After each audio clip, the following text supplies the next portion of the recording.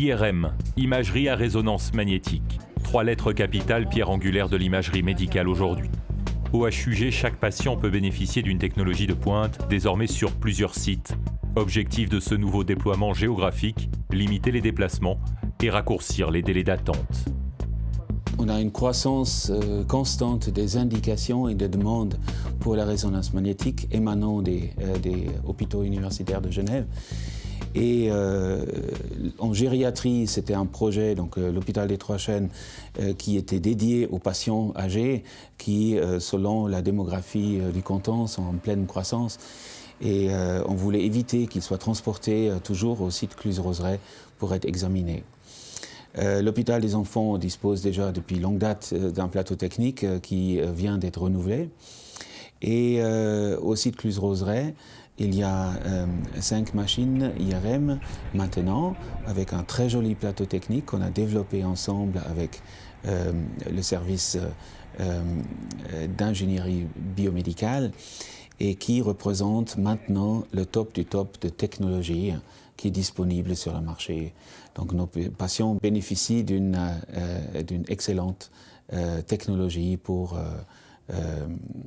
la résonance magnétique. De nouveaux équipements et une nouvelle infrastructure initiée par le service d'ingénierie biomédicale des HUG.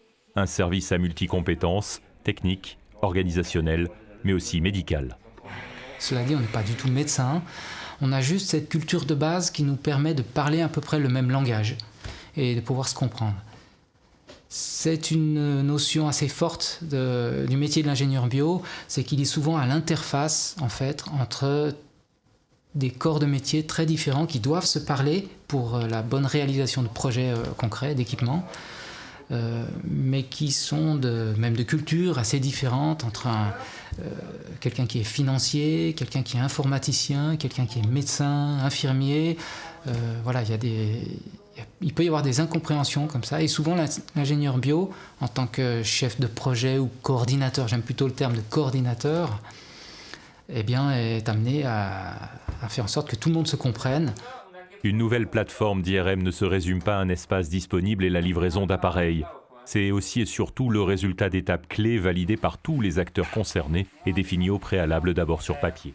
La première étape d'un chantier qui peut être assez complexe comme l'installation d'IRM est souvent donc l'étude de faisabilité qui est faite en interne avec différents corps de métier, surtout les architectes et bien sûr les demandeurs, les futurs utilisateurs, pour arriver à trouver une solution qui déjà fonctionnellement semble bien répondre aux attentes.